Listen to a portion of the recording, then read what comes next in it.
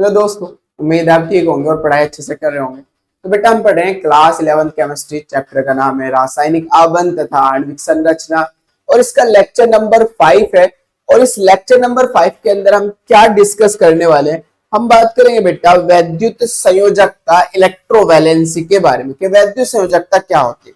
ये एक प्रकार का, चूंकि हम पढ़ रहे हैं यहाँ पर रासायनिक आबंध कैसे बनते हैं, बनने का कारण क्या था रासायनिक आबंध का, तो हमने कहा बेटा आपको ऑक्टेट रूल कंप्लीट करने के लिए, यानी कि हर एक एटम अपने भारी कक्षा में 8 इलेक्ट्रॉन करने के लिए रासायनिक बंध बनाता है।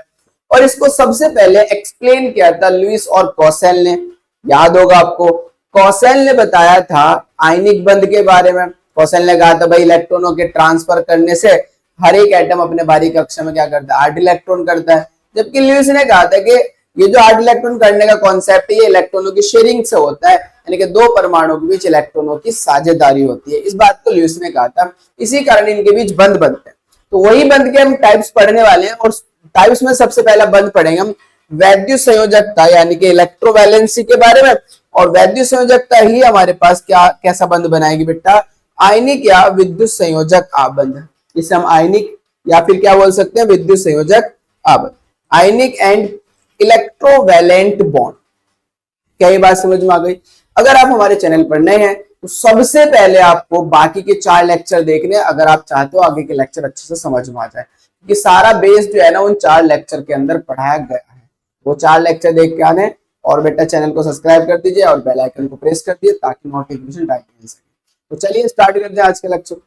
वैद्युत संयोजकता इलेक्ट्रोवैलेंसी क्या है? सिंपल सी बात है। क्या सिंपल सी बात कि बेटा दो परमाणु हैं, इनके बीच इलेक्ट्रॉनों का पूर्णतः स्थानांतरण होता है, पूरी तरीके से इलेक्ट्रॉनों का ट्रांसफर हुआ करता है। अब जितने इलेक्ट्रॉन एक दूसरे के ऊपर ट्रांसफर होंगे, मतलब एक परमाणु जितने इलेक्ट्रॉन त्यागेगा या दूसरा परमाणु जितने इलेक्ट्रॉन को ग्रहण करेगा, इन इलेक्ट्रॉनों की संख्या को ही उसकी क्या बोलते हैं, वैद्युत संयोजकता कहते हैं, इलेक्ट्रोवैलेंसी कहते हैं। ध्यान से सुनो बेटा, जो परमाणु इलेक्ट्रॉन त्यागता है वो जितने इलेक्ट्रॉन त्यागेगा, इलेक्ट्रॉनों की वह संख्या उसकी वैद्युत संयोजकता कहलाएगी। दूसरा परमाणु उन इलेक्ट्रॉनों को ग्रहण करेगा, तो जितने इलेक्ट्रॉन ग्रहण करेगा उसकी क्या कहलाएगी, वो इलेक्ट्रॉनों की संख्या उसकी संयोजकता, वैद्युत संयोजकता कहलाएगी। राइट। अब यहां पर एक और बात सुनो, जब कोई परमाणु इलेक्ट्रॉन त्यागता है, यानी कि किसी परमाणु से जब इलेक्ट्रॉन निकलते हैं तो उस पर धनायन आता है। जिस परमाणु पर इलेक्ट्रॉन जाते हैं, यानी कि जो इलेक्ट्रॉन को ग्रहण करता है उस पर ऋणायन आता है। जितने इलेक्ट्रॉन ग्रहण करेगा उतना माइनस आएगा, जितने इलेक्ट्रॉन त्यागेगा उतना प्लस आएगा। फॉर एग्जाम्पल इसका ले सकते हो NaCl बेटा। NaCl आप जानते हो NaCl का एटॉमिक नंबर होता है 281। Na का एटॉमिक नंबर होता है 281, Cl का होता है 287। अब हर कोई अपना ऑक्टेट कंप्लीट करेगा। Cl ऑक्टेट कंप्लीट करेगा। Cl के भारी कक्षा में कितने इलेक्ट्रॉन है? 1 इलेक्ट्रॉन है भाई। सोडियम के भारी कक्षा में 1 इलेक्ट्रॉन है और Cl के कितने बेटा? 7। अब ऑक्टेट कंप्लीट करेगा हर कोई। अब ये ऑक्टेट कब कंप्लीट करेगा? जब 1 इलेक्ट्रॉन त्याग दे, तो ये अपना 1 इलेक्ट्रॉन किसे ट्रांसफर कर देगा? Cl को ट्रांसफर कर देगा, जिस कारण इस Na के ऊपर आ जाएगा एक पॉजिटिव चार्ज, क्योंकि इसने 1 इलेक्ट्रॉन त्याग दिया बेटा। और इलेक्ट्रॉन त्यागने से अब इसके भारी कक्षा में कितने इलेक्ट्रॉन हो गए? 8, मतलब ये स्थायी हो गया। सिमिलरली अगर मैं Cl की बात करूं तो Cl ने क्या करा बेटा, 1 इलेक्ट्रॉन सोडियम का ग्रहण कर लिया। इलेक्ट्रॉन के ग्रहण करने से आता है बेटा माइनस, तो Cl पे आ गया माइनस। अब इसके भारी कक्षा में भी क्या हो गया बेटा? 8 इलेक्ट्रॉन हो गए। दोनों ने अपना अपना स्टेप कंप्लीट कर लिया। तो सोडियम ने जितने इलेक्ट्रॉन त्यागे इसकी संयोजकता कहलाएगी वैद्युत संयोजकता। Cl ने जितने इलेक्ट्रॉन ग्रहण करे ये इसकी वैद्युत संयोजकता कहलाएगी, यानी कि सोडियम की भी वैद्युत संयोजकता 1 है और Cl की भी वैद्युत संयोजकता 1 है। दूसरी ओर इन पर उपस्थित जो धनायन या ऋणायन की संख्या, ये भी आप बता सकते हो कि किसको बताते हैं, वैद्युत संयोजकता को बताते हैं। तो चलिए देख सकते हैं आप, किसी तत्व के एक परमाणु द्वारा दूसरे परमाणु को दिए गए इलेक्ट्रॉन या लिए गए इलेक्ट्रॉन, या तो देगा या लेगा, इलेक्ट्रॉनों की संख्या को ही उस तत्व की वैद्युत संयोजकता मतलब इलेक्ट्रोवैलेंसी कहते हैं। आगे देखो, वैद्युत संयोजकता हमेशा धनायन या ऋणायन पर बने आवेशों के बराबर होती है। जो वैद्युत संयोजकता है वो धनायन या ऋणायन पर जितना आवेश आ रहा है, जैसे धनायन पर कितना आ रहा है 1 प्लस, ऋणायन पर कितना है 1 माइनस, तो यही इनकी क्या कहलाएगी, वैद्युत संयोजकता कहलाएगी। मतलब ये चार्ज जो है वो वैद्युत संयोजकता के बराबर होगा। तो वैद्युत संयोजकता आपको समझ में आ गई होगी क्या होती है। आगे बढ़ते हैं।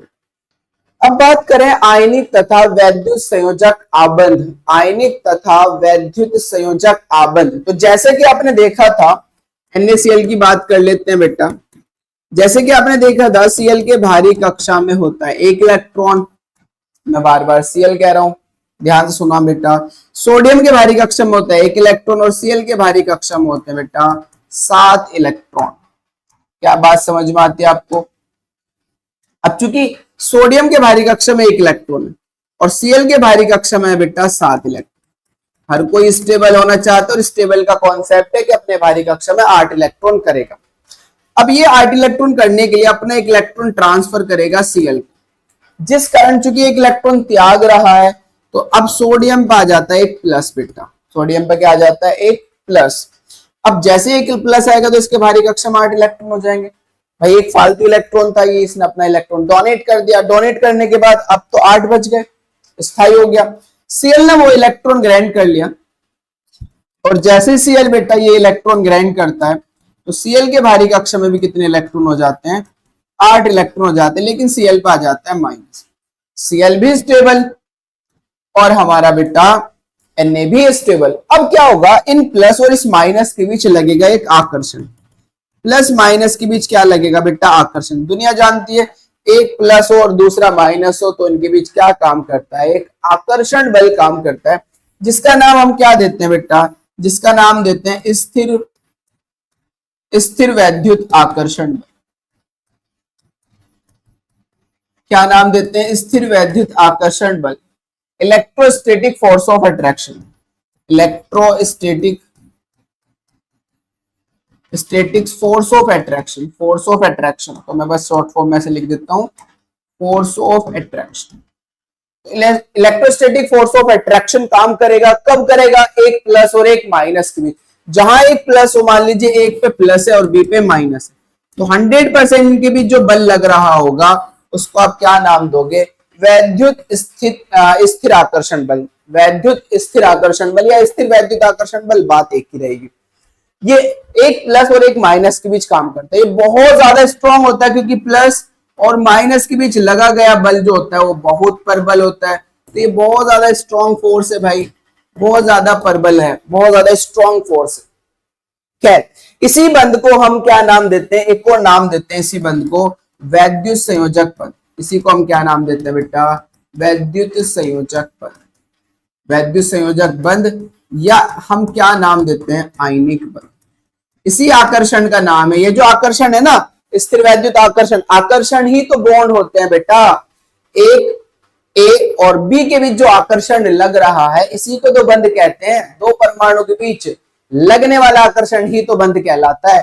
कौन सा आकर्षण लग रहा है, Na प्लस और Cl माइनस के बीच स्थिर वैद्युत आकर्षण, और इसी आकर्षण का नाम क्या है बेटा, वैद्युत संयोजक बंध या फिर आयनिक बंध।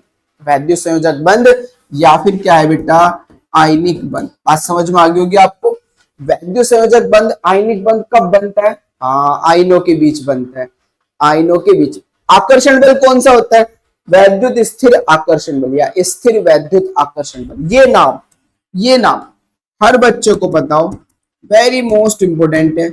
आपको बताओ वैद्युत संयोजक यौगिकों के अंदर कौन सा बल लगता है या आयनिक यौगिकों के अंदर कौन सा बल लगता है, तो स्थिर वैद्युत आकर्षण बल।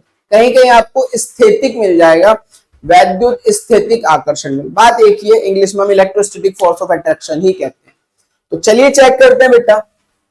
अच्छा, एक और बात, यहां पर आपने देखा ये जो वैद्युत स्थैतिक आकर्षण बल है ये कब आया, जब एक पे प्लस और दूसरे पे माइनस है। मतलब इलेक्ट्रॉन के ट्रांसफर से ऐसा हो रहा है, इलेक्ट्रॉन के स्थानांतरण से ऐसा हो रहा है कि एक एटम इलेक्ट्रॉन को त्याग रहा है और दूसरा एटम उस इलेक्ट्रॉन को ग्रहण कर रहा है, जिसकी वजह से एक पे प्लस और एक पे माइनस आया और इस प्लस और इस माइनस के बीच एक आकर्षण लगा। उस आकर्षण को हमने नाम दिया स्थिर वैद्युत आकर्षण, और इसी आकर्षण को हम क्या बोलते हैं, आयनिक बंध या वैद्युत संयोजक बंध। बात समझ में आ गई होगी आपको। तो चलिए डेफिनेशन देखते हैं बेटा। यह वह यौगिक हैं जो धातु और अधातु यानी कि धातु और अधातु के परमाणुओं के बीच एक मेटल है और एक नॉन मेटल है। जैसा कि आपने देखा सोडियम, सोडियम मेरी धातु है, और क्लोरीन, क्लोरीन हमारे पास क्या है बेटा, अधातु है। मेरे पास क्लोरीन क्या है, अधातु। तो धातु और अधातु के बीच क्या होता है कि परमाणुओं के बीच इलेक्ट्रॉनों के पूर्ण स्थानांतरण, कंप्लीट ट्रांसफर ऑफ इलेक्ट्रॉन, पूर्ण स्थानांतरण मतलब कंप्लीट ट्रांसफर ऑफ इलेक्ट्रॉन, पूरी तरीके से इलेक्ट्रॉन ट्रांसफर हो जाएगा, से बनता है। इस स्थानांतरण के कारण बने धनायन जिसे कैटायन बोलते हैं और ऋणायन जिसे एनायन कहते हैं के बीच स्थिर वैद्युत बल, इलेक्ट्रोस्टैटिक फोर्स के बीच स्थिर वैद्युत बल आकर्षण काम करता है, जिसे हम क्या बोलते हैं बेटा, वैद्युत संयोजक बल, इलेक्ट्रोवैलेंट और आयनिक बॉन्ड कहते हैं। यही बात तो मैंने आपको समझा दी आपको कि इलेक्ट्रोवैलेंट बॉन्ड किसे कहते हैं, इसको मैं रफ कर रहा हूं। तो ये बात आपको समझ में आ गई होगी कि एक प्लस और एक माइनस के बीच आकर्षण लगता है, स्थिर वैद्युत आकर्षण, और इसी को हम कहते हैं वैद्युत संयोजक बंध या फिर आयनिक बंध। क्यों लगता है, क्योंकि यहाँ पर क्या होता है, धातु और अधातु के बीच इलेक्ट्रॉनों का पूरी तरीके से क्या होता है बेटा, ट्रांसफर होता है। इलेक्ट्रॉन ट्रांसफर से एक पे प्लस और एक पे माइनस। बात समझ में आ गई होगी आपको। अब आगे बढ़ते हैं और इसके एग्जांपल्स देखते हैं। तो अब हम बात करें वैद्युत संयोजक यौगिकों के उदाहरण की कि कैसे बनते हैं वैद्युत संयोजक यौगिक। तो सबसे पहले हम बात करें NaCl का निर्माण, जो कि हम बार बार कर रहे थे और कर भी चुके हैं कि NaCl का निर्माण कैसे होता है। तो हमने देखा भाई, अगर मैं बात करूं Na की, तो Na के बाहरी कक्षा में होता है बेटा एक इलेक्ट्रॉन, परमाणु क्रमांक 11 होता है, उसके बाहरी कक्षा में कितना बेटा, एक इलेक्ट्रॉन। दूसरा मेरे पास Cl के बाहरी कक्षा में 7 इलेक्ट्रॉन, 2 8 7। अब यहां पर जो है एक इलेक्ट्रॉन है, यहां पर जो है बेटा 7 इलेक्ट्रॉन है या नहीं है, बोलो भाई। एक सोडियम है, दूसरा Cl है। सोडियम के बाहरी कक्षा में एक इलेक्ट्रॉन है और Cl के बाहरी कक्षा में 7 इलेक्ट्रॉन। हर कोई अपना अष्टक पूर्ण करेगा, हर कोई अपना अष्टक पूर्ण करेगा। कॉन्सेप्ट माइंड में अष्टक, ऑक्टेट रूल, अष्टक पूर्ण करना है, यानी कि बाहरी कक्षा में 8 इलेक्ट्रॉन करने।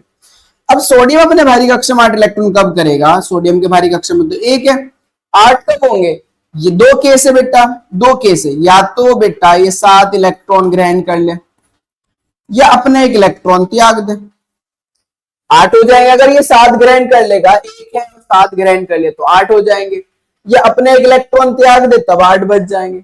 अब आसान केस कौन सा है दोनों में से, 7 इलेक्ट्रॉन को ग्रहण करना आसान है या एक इलेक्ट्रॉन का त्याग देना आसान है? सिंपल सी बात है कि भाई एक इलेक्ट्रॉन का त्याग देना क्या होगा, आसान होगा।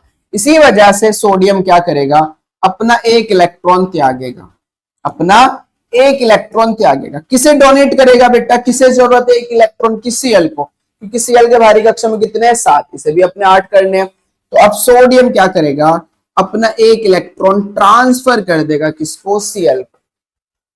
जैसे सोडियम ने अपना एक इलेक्ट्रॉन ट्रांसफर करा Cl को, तो सोडियम पाएगा एक प्लस चार्ज और Cl पाएगा एक माइनस चार्ज, क्योंकि Cl इलेक्ट्रॉन ग्रहण कर रहा है तो माइनस आ रहा है, सोडियम इलेक्ट्रॉन त्याग रहा है तो प्लस आ रहा है।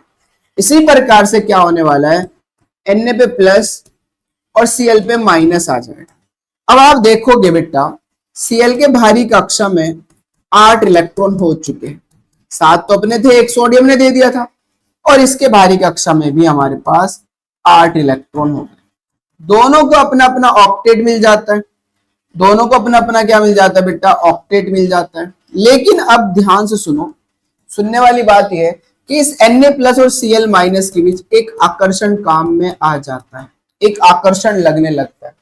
बस इसी आकर्षण को हम क्या कहते हैं, इसी आकर्षण को हम कहते हैं स्थिर वैद्युत आकर्षण, स्थिर वैद्युत आकर्षण। और आकर्षण बल ही मेरा बंद होता है, और इसी को हम क्या बोलते हैं बेटा, कुछ टेक्निकल प्रॉब्लम आ गई थी तो हम कह रहे थे कि इसी को हम क्या कहते हैं बेटा, इसी को हम कहते हैं विद्युत संयोजक बंध, विद्युत संयोजक बंध, या फिर हम इसी का नाम लेते हैं आयनिक बंध, आयनिक बंध। राइट बेटा, तो ये बात आपको अच्छे से समझ में आ गई होगी। तो चेक करते हैं, ध्यान सुनो। सोडियम का परमाणु क्रमांक 11 होता है, सोडियम के बाहरी कोश में एक इलेक्ट्रॉन होता है, जैसे कि आप देख सकते हो सोडियम के बाहरी कक्षा में एक इलेक्ट्रॉन, जिसे वह खोना चाहता है, त्यागना चाहता है। क्लोरीन परमाणु क्रमांक 17 के बाहरी कोश में 7 इलेक्ट्रॉन होते हैं, जिससे वह एक इलेक्ट्रॉन पाकर अष्टक यानी कि अपने बाहरी कक्षा में 8 इलेक्ट्रॉन पूरा करना चाहता है, राइट। अब सोडियम आयन एक इलेक्ट्रॉन क्लोरीन को दे देता है, जैसा कि उसने दिया है, ये रहा क्लोरीन, सोडियम जो है वो एक इलेक्ट्रॉन क्लोरीन को दे देता है। अब सोडियम धनायन यानी कि Na पे प्लस बन जाता है और क्लोरीन जो है वो ऋणायन Cl पे माइनस बन जाता है। ये दोनों विपरीत आवेशित कण विपरीत होने के कारण Na प्लस और Cl माइनस बनाते हुए एक दूसरे को आकर्षित करते हैं, एक दूसरे को अपनी ओर खींचते हैं, क्योंकि NaCl का निर्माण होना है तो Na प्लस और Cl माइनस एक दूसरे के साथ क्या करेंगे बेटा, आपस में जुड़ जाएंगे। कौन से बल के साथ? स्थिर वैद्युत आकर्षण बल। इसी को क्या नाम दिया? वैद्युत संयोजक बल। तो इसके नीचे लिख सकते हो आप। तो ये बात समझ में आ गई होगी, आगे बढ़ते हैं। इसका दूसरा एग्जाम्पल, अगर अभी भी थोड़ी सी बात समझ में नहीं आई तो यहाँ पक्का समझ में आ जाएगी। इसका दूसरा एग्जाम्पल लेते हैं हम, कैल्शियम क्लोराइड CaCl2 का निर्माण। अब जैसे कि आपने देखा है कि Ca का परमाणु क्रमांक होता है 20, तो 2 8 8 2, Cl का होता है 17, तो 2 8 7। अब हर एक एटम अपने बाहरी कक्षा में 8 इलेक्ट्रॉन करना चाहते हैं, तो कैल्शियम पे फोकस करें। कैल्शियम का परमाणु क्रमांक है 2 8 8 2, यानी कि इसके बाहरी कक्षा में है 2 इलेक्ट्रॉन। अब Cl का परमाणु क्रमांक है बेटा मेरा 17, तो Cl के बाहरी कक्षा में है जैसे कि आप देख सकते हो 7 इलेक्ट्रॉन, ये रहा 7 इलेक्ट्रॉन। अब Cl को स्टेबल होना है, Cl को क्या होना है बेटा? स्टेबल होना है। Cl को स्टेबल होना है, कैल्शियम को भी स्टेबल होना है। तो कैल्शियम क्या करेगा? अपने बाहरी कक्षा में उपस्थित 2 इलेक्ट्रॉन को त्याग देगा, क्योंकि 2 पॉसिबिलिटी है, तो 2 इलेक्ट्रॉन त्यागे, 6 इलेक्ट्रॉन ग्रहण करे। अब 6 तो कोई देगा नहीं, तो 2 ही इलेक्ट्रॉन ही अपने त्याग देगा। अब जब 2 इलेक्ट्रॉन त्यागेगा तो Cl को चाहिए इस वाले को 1 इलेक्ट्रॉन, और 1 इलेक्ट्रॉन से चाहिए, तो 1 इलेक्ट्रॉन से त्यागेगा और 1 इलेक्ट्रॉन इसे त्यागेगा। दोनों को 1 1 इलेक्ट्रॉन त्याग देगा, दोनों को 1 1 इलेक्ट्रॉन त्याग देगा, एक ऊपर वाले को और एक नीचे वाले। जिससे क्या होगा बेटा? क्योंकि कैल्शियम 2 इलेक्ट्रॉन त्याग रहा है, इसलिए कैल्शियम पर आएगा डाइपॉजिटिव चार्ज। अब ये इसका ऑक्टेट कंप्लीट हो गया, 2 8 8 स्टेबल, ये स्टेबल हो। चूंकि Cl ने 1 इलेक्ट्रॉन ग्रहण करा, इस Cl पे आएगा माइनस। ध्यान से देखो, ये Cl ने कैल्शियम का 1 इलेक्ट्रॉन ग्रहण कर लिया, तो Cl पे आ गया माइनस। दूसरे वाले Cl ने भी भाई 1 इलेक्ट्रॉन ग्रहण कर लिया, तो दूसरे वाले पे भी क्या आ जाएगा बेटा? 1 माइनस आ जाएगा, क्योंकि 1 1 इलेक्ट्रॉन ग्रहण कर रहे हैं। अब इनके बीच लगेगा एक फोर्स ऑफ अट्रैक्शन, यहां लगेगा, यहां लगेगा, सॉरी यहां लगेगा, ये एक आकर्षण बल काम करेगा। इसी आकर्षण को हमने क्या नाम दिया बेटा? स्थिर वैद्युत आकर्षण। क्या नाम दिया? स्थिर वैद्युत आकर्षण। इसी को स्थिर वैद्युत आकर्षण दिया, और यही मेरा क्या कहलाएगा? आयनिक बंध। यही मेरा क्या कहलाएगा बेटा? आयनिक बंध कहलाएगा। एक बात तो ये, दूसरी बात ये है कि आयनिक बंध को कभी भी हम प्रदर्शित नहीं करते, शो नहीं करते। जैसे हम हमेशा Na और Cl के बीच, NaCl को ऐसे लिखेंगे, Na और Cl के बीच बॉन्ड लगा के नहीं लिखेंगे। तो आयनिक बंध को कभी भी किसी रेखा या किसी चीज से प्रदर्शित नहीं किया जाता है, सिंपली लिखा जाता है। अगर NaCl के बीच आयनिक बंध है तो NaCl लिख देंगे। जैसे Ca और Cl2 के बीच भी आयनिक बंध है, भाई Ca और Cl के बीच आयनिक बंध है, तो मैं इसको भी कैसे लिखूंगा? CaCl2 ऐसे लिख दूंगा, बॉन्ड नहीं लगाऊंगा। तो याद रखना, आयनिक बंध को किसी रेखा या किसी डैश के द्वारा प्रदर्शित नहीं करते हैं। तो आई होप कि आपको सॉरी ये बात भी समझ में आ गई होगी। अब चेक कर लेते हैं इसको, ध्यान से देखना बेटा, चेक कर लेते हैं। उपरोक्त इलेक्ट्रॉनिक विन्यासों से स्पष्ट, ये जो उपरोक्त इलेक्ट्रॉनिक विन्यास है इनसे स्पष्ट है कि Ca परमाणु के बाह्यतम कोश में 2 इलेक्ट्रॉन होते हैं, तथा Cl परमाणु के बाह्य कोश में 7 इलेक्ट्रॉन होते हैं। अतः अष्टक संरचना प्राप्त करने के लिए, यानी कि अपने भारी कक्षा में 8 इलेक्ट्रॉन करने के लिए कैल्शियम 2 इलेक्ट्रॉन त्यागता है तथा Cl के 2 परमाणु एक एक इलेक्ट्रॉन ग्रहण करते हैं। ये बात आपको बता दी गई है, जिससे कैल्शियम पर 2 धनावेश तथा क्लोरीन पर 1 ऋणावेश आ जाता है। इस प्रकार प्राप्त Ca डाइपॉजिटिव तथा 2 Cl माइनस आयन एक दूसरे के साथ स्थिर विद्युत आकर्षण बल द्वारा बंध कर CaCl2 विद्युत संयोजी यौगिकों का निर्माण करते हैं। तो इस प्रकार जो Ca डाइपॉजिटिव है वो 2 Cl से मिलकर CaCl2 का क्या करेगा, निर्माण करेगा। क्लियर है बात? आगे बढ़ते हैं। तो अब तक हमने पढ़ा है कि वैद्युत संयोजी यौगिक किसे कहते हैं, यानी कि आयनिक यौगिक किसे कहते हैं, और आयनिक यौगिक के उदाहरण कि आयनिक यौगिक का निर्माण कैसे होता है। अब हम देखेंगे कि कौन सा यौगिक आयनिक होगा, यानी कि कौन सा यौगिक आयनिक होगा और कौन सा यौगिक आयनिक नहीं होगा, किसके बीच का जो बॉन्ड है वो आयनिक होने वाला है और किसके बीच का जो बॉन्ड है वो आयनिक नहीं होता। तो इसकी 2 कंडीशन है। सबसे पहले जो आयनिक बंध है वो धातु और अधातु के बीच बनते हैं। आयनिक बंध के लिए बेटा धातु और अधातु होगा तो ही उनके बीच आयनिक बंध बनेगा। धातु और धातु के बीच आयनिक बंध नहीं बनता, हालांकि इसका भी एक एक्सेप्शनल केस है NH4+। ये अधातु और अधातु के बीच आयनिक बंध बना रहा है। खैर इसे छोड़ो फिलहाल, बाकी जितने भी हैं बेटा वो सब के सब धातु और अधातु के बीच आयनिक बंध बनता है। धातु S ब्लॉक के होते हैं और अधातु मेरा P ब्लॉक के। एक एलिमेंट P ब्लॉक का और एक एलिमेंट मेरा S ब्लॉक का, जैसे Na और Cl, Na S ब्लॉक का और Cl P ब्लॉक का। जैसे बेटा आप देख सकते हो Mg और ऑक्सीजन, ऑक्सीजन मेरा बेटा P ब्लॉक का है और Mg मेरा S ब्लॉक का है, तो यहां बनेगा NaCl और यहां बनेगा MgO। तो इस तरीके से आयनिक यौगिक के लिए एक धातु और एक अधातु। पहली कंडीशन तो ये है। दूसरी कंडीशन बेटा ध्यान से देखना, दूसरी कंडीशन मेरी वेरी मोस्ट इंपोर्टेंट एक वर्ड होता है विद्युत ऋणात्मकता। हालांकि हमने पढ़ा है तीसरे चैप्टर में, जहां हमने पढ़ा तत्वों का वर्गीकरण और गुणधर्मों में आवर्तिता, वहां हमने पढ़ी थी विद्युत ऋणात्मकता। आपने पढ़ी होगी 11वीं क्लास में हो, क्योंकि तो पढ़ी होगी, नहीं पढ़ी तो बेटा पढ़नी बहुत जरूरी है। आप सर्च कर सकते हो विद्युत ऋणात्मकता बाय विजन इंस्टीट्यूट। चलिए खैर, अब विद्युत ऋणात्मकता अगर मान लीजिए मेरा A और B 2 परमाणु है और इनके बीच आयनिक बंध बन रहा है, तो मैं कहूंगा B की विद्युत ऋणात्मकता माइनस A की विद्युत ऋणात्मकता, इनके बीच का जो अंतर है वो बराबर या बड़ा होना चाहिए 1.7। अगर A और B के बीच क्या है, A और B क्या है, विद्युत ऋणात्मकता में अंतर। क्या बेटा, विद्युत ऋणात्मकता में अंतर। अगर विद्युत ऋणात्मकता में अंतर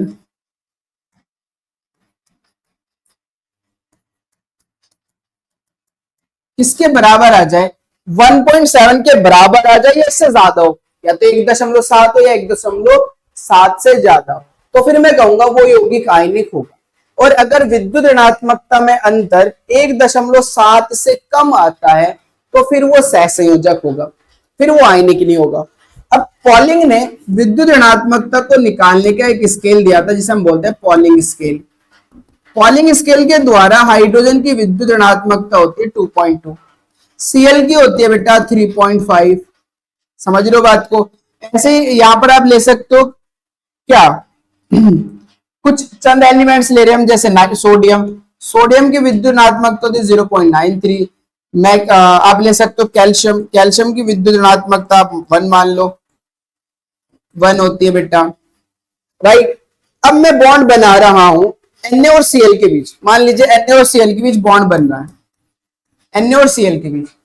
अब मैं कह रहा हूं यहां पर जो विद्युत ऋणात्मकता है Cl की वो जीटा Cl है, माइनस यहां पर विद्युत ऋणात्मकता जो Na की है वो x ही कह दो इसे xNA। तो इनकी विद्युत ऋणात्मकता में अंतर अगर 1.7 के बराबर आ गया या 1.7 से कम ज्यादा आ गया तो ये आयनिक होगा, और अगर नहीं आया तो फिर ये आयनिक नहीं होगा। चेक करते हैं। Cl की विद्युत ऋणात्मकता कितनी बताइए बेटा मैंने, 3.5 माइनस सोडियम की कितनी है 0.93। जब घटाओगे तो आएगा 2.7। कितना आएगा, 2.7। तो आपने देखा इन तत्वों की विद्युत ऋणात्मकता में जो अंतर है वो कितना है, 2.7 है, जो कि 1.7 से ज्यादा है। तो मैं कह दूंगा फिर ये मेरा यौगिक कैसा होगा बेटा, आयनिक होगा। कैसा होगा, आयनिक होगा। इसी प्रकार अगर मैं CaCl2 की बात करूं तो भाई Cl की विद्युत ऋणात्मकता माइनस Ca की विद्युत ऋणात्मकता, Cl की कितनी अभी देखा था आपने 3.5 माइनस कैल्शियम की कितनी है बेटा 1, तो कितना आएगा 2.5 सॉरी 2.5 आ गया। तो ये भी 1.7 से ज्यादा है, मतलब ये भी मेरा कैसा होगा, आयनिक होगा। होगा यानी जल्दी बताओ, ये भी कैसा होगा, आयनिक होगा। इसी प्रकार अगर एक और एग्जांपल आप ले लो यहाँ पर H और Cl का, तो और अच्छे से डाउट हो जाएंगे, क्लियर। अब मान लीजिए Cl की विद्युत ऋणात्मकता XCl और H की विद्युत ऋणात्मकता XH, वो कितना आएगा बेटा, Cl की विद्युत ऋणात्मकता 3.5 है माइनस हाइड्रोजन की विद्युत ऋणात्मकता 2.2, घटाओगे तो ये आएगा बेटा 1.3, क्योंकि 5 में से 2 गए 3 और 3 में से 2 गए 1। तो क्या आपने देखा कि Cl की विद्युत ऋणात्मकता और हाइड्रोजन की विद्युत ऋणात्मकता में जो अंतर है, जो इनके बीच परमाणु के बीच जो अंतर है वो कितना है, 1.3 है, यानी कि 1.7 से कम है। और अगर 1.7 से कम है तो फिर ये आयनिक नहीं होगा, बल्कि कैसा होगा, सहसंयोजी होगा। सहसंयोजी होगा। कैसा होगा बेटा, सहसंयोजी, कोवेलेंट होगा। तो ये बात आपको समझ में आ गई होगी। आयनिक यौगिक कब होता है, आयनिक यौगिक तब होता है जब तत्वों की विद्युत ऋणात्मकता में अंतर 1.7 से ज्यादा हो या उसके बराबर हो। तो चेक कर सकते हो, ये यौगिक तभी बनते हैं, यानी कि ये यौगिक मतलब आयनिक यौगिक तभी बनते हैं जब धातु और अधातु के बीच विद्युत ऋणात्मकता इलेक्ट्रोनेगेटिविटी का अंतर 1.7 से अधिक हो, 1.7 से अधिक हो, राइट। अच्छा, यदि चेक करो भाई, यदि अंतर कम है, यदि डिफरेंस कम है, तो फिर वो क्या होगा, सहसंयोजक बंध, कोवेलेंट बॉन्ड बनता है। तो फिर क्या बनेगा बेटा, सहसंयोजक बंध बनेगा, फिर वो आयनिक बंध नहीं बने। ये बात आपको अच्छे समझ में आ गई होगी। आगे बढ़ते हैं, अब बात करते हैं बेटा विद्युत संयोजी यौगिकों के लक्षण, मतलब गुणों के बारे में। और गुण में सबसे पहले लक्षण जो है वो हमारा है भौतिक अवस्था, फिजिकल स्टेट। भौतिक अवस्था क्या होती है बेटा, आप जानते हो जनरली जो भौतिक अवस्था होती है वो 5 होती है, लेकिन हम सामान्य तौर पर 3 की बात करते हैं, ठोस, द्रव, गैस। ठोस, द्रव, गैस, 3 की बात की जाती है। ध्यान से सुनते रहना बेटा। हम यहाँ पर बताते हैं कि जो वैद्युत संयोजक यौगिक है या आयनिक यौगिक है वो किस अवस्था में पाए जाते हैं, वो ठोस अवस्था में पाए जाते हैं, द्रव अवस्था में पाए जाते हैं, गैस अवस्था में पाए जाते हैं। तो देखा गया है जो वैद्युत संयोजी यौगिक है वो क्रिस्टलीय ठोस होते हैं, ठोस अवस्था में पाए जाते हैं। इसका कारण क्या है, तो इसका सिंपल कारण है क्योंकि ठोसों में जो आयन होते हैं वो एक स्थिर वैद्युत आकर्षण बल के द्वारा जुड़े रहते हैं। और ये जो स्थिर वैद्युत आकर्षण बल है बहुत ज्यादा स्ट्रॉन्ग होता है, बहुत मजबूत होता है, जिससे ये जो आयन है वो पास पास आ जाते हैं, और ये बहुत पास पास आ जाते हैं, जिस कारण ये किस में कन्वर्ट हो जाता है, ठोस में कन्वर्ट हो जाता है। क्योंकि पास पास आयन तो ठोसों के अंदर ही होते हैं, आप जान दो, सबसे क्लोज आयन ठोसों में, उसके बाद द्रव में, और सबसे दूर दूर गैसों में। आपने पढ़ा ही अच्छे से। तो ठोसों में आयन जो कि बहुत पास पास होते हैं, और पास पास होने का कारण क्या है, क्योंकि उनके बीच आकर्षण बल बहुत ज्यादा होता है। तो यहाँ पर भी ऐसा ही है कि एक Na+ है, दूसरा Cl- है, इनके बीच का आकर्षण कौन सा है, स्थिर वैद्युत आकर्षण, स्थिर वैद्युत आकर्षण, स्थिर वैद्युत आकर्षण, जो कि बहुत ज्यादा प्रबल है। इसलिए आयन पास पास आएंगे और ये किस में कन्वर्ट हो जाएगा, ठोस में कन्वर्ट हो जाएगा। तो चेक करो, विद्युत संयोजी यौगिक क्रिस्टलीय ठोस होते हैं। क्रिस्टल में आयन शक्तिशाली विद्युत स्थितिक आकर्षण बलों, भाई स्थिर कहो या स्थितिक कहो बात एक ही है, क्योंकि हम इंग्लिश में इलेक्ट्रोस्टैटिक फोर्स ऑफ अट्रैक्शन ही कहते हैं, द्वारा जुड़े रहते हैं। यही कारण है कि विद्युत संयोजी यौगिक क्रिस्टलीय ठोस या तथा अवाष्पशील होते हैं। अवाष्पशील का मतलब जिनकी वाष्प ना बनती हो। अगर NaCl को पानी में डालोगे और उसे हीट करोगे तो वाष्प सिर्फ पानी की बनेगी, NaCl की वाष्प नहीं बनेगी। क्यों नहीं बने, क्योंकि इनके बीच का फोर्स ऑफ अट्रैक्शन क्या है, स्थिर वैद्युत आकर्षण बल है, बहुत ज्यादा मजबूत है, जिसे तोड़ने के लिए बहुत ज्यादा ताप की आवश्यकता होगी। इसी कारण बेटा इनकी वाष्प नहीं बनेगी, राइट। दूसरा है हमारे पास गलनांक तथा क्वथनांक, वेरी मोस्ट इंपोर्टेंट है। क्वेश्चन आता है कि वैद्युत संयोजी यौगिकों के गलनांक तथा क्वथनांक अधिक होते हैं क्यों। वैद्युत संयोजी यौगिकों के गलनांक तथा क्वथनांक ज्यादा होते हैं, कारण क्या है? तो इसके कारण बताते हैं। यहाँ पर सिंपल सा कारण है। गलनांक और क्वथनांक होता क्या है, सबसे पहले समझते हैं। गलनांक जब कोई द्रव सारा का सारा जिस ताप पर गैस में कन्वर्ट हो जाता है, अभी तो फिलहाल इतने समझो कि जब कोई द्रव किसी ताप पर सारा का सारा द्रव में गैस में कन्वर्ट हो जाता है तो वो उसका क्वथनांक कहलाता है। राइट। गलनांक क्या होता है? जब कोई ठोस किसी ताप पर सारा का सारा द्रव में कन्वर्ट हो जाता है, वो उसका गलनांक है। अब अगर मैं द्रव को गैस में कन्वर्ट कर रहा हूं तो भी आयंस को दूर दूर कर रहा हूं, और ठोस को द्रव में कन्वर्ट कर रहा हूं तो भी आयंस को दूर दूर कर रहा हूं। इसका मतलब इनके बीच का आकर्षण तोड़ रहा हूं। अब सिंपल सी बात है, क्योंकि इनके बीच जो आयनिक यौगिक है, आयनिक यौगिकों के बीच जो आकर्षण बल है वो कौन सा बेटा? स्थिर वैद्युत आकर्षण बल। बहुत मजबूत है, और मजबूती से तोड़ने के लिए बहुत ज्यादा ताप की आवश्यकता होती है, बहुत ज्यादा ताप की आवश्यकता होती है। यही कारण है कि इनके गलनांक और क्वथनांक बहुत ज्यादा होते हैं। क्या कारण है इनके गलनांक और क्वथनांक ज्यादा होने का? कि इनके बीच क्या लगता है बेटा? विद्युत स्थिर आकर्षण बल।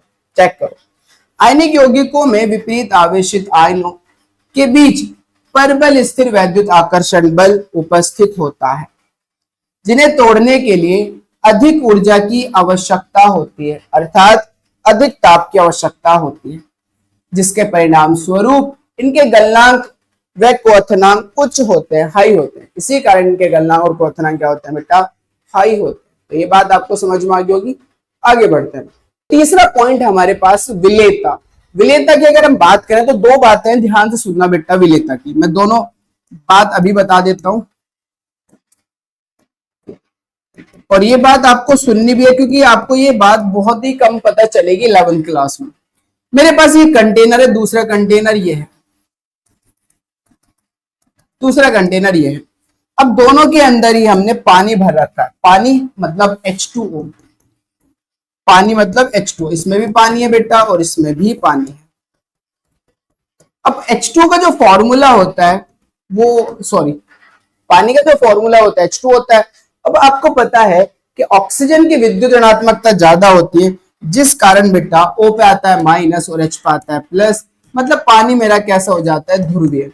तो पानी मेरा ध्रुवीय है क्योंकि पानी में हमारे पास ऑक्सीजन पे माइनस होता है और हाइड्रोजन पे प्लस होता है।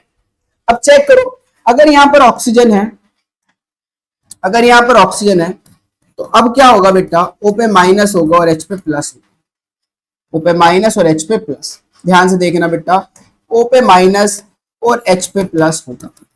राइट। अब जैसे मैं इसके अंदर कोई भी सब्सटेंस ऐड करता हूं, यानी कि आयनिक यौगिक ऐड करता हूं, जैसे NaCl, तो Na पे होता है बेटा प्लस और Cl पे होता है माइनस। आप जानते हो, तो ये भी ध्रुवीय है, ये भी कैसा है बेटा? मेरा ध्रुवीय है। अब जैसे मैं इसको पानी के अंदर डालता हूं ध्रुवीय को, ध्यान से सुनना, तो ये प्लस और ये माइनस के बीच लगता है आकर्षण। क्या लगता है? आकर्षण। सेम ये Cl और इस हाइड्रोजन के बीच लगता है आकर्षण।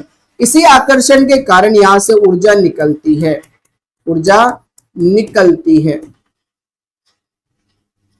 क्या होती है बेटा? यहां से ऊर्जा निकलती है। इस ऊर्जा का नाम होता है जल योजन ऊर्जा।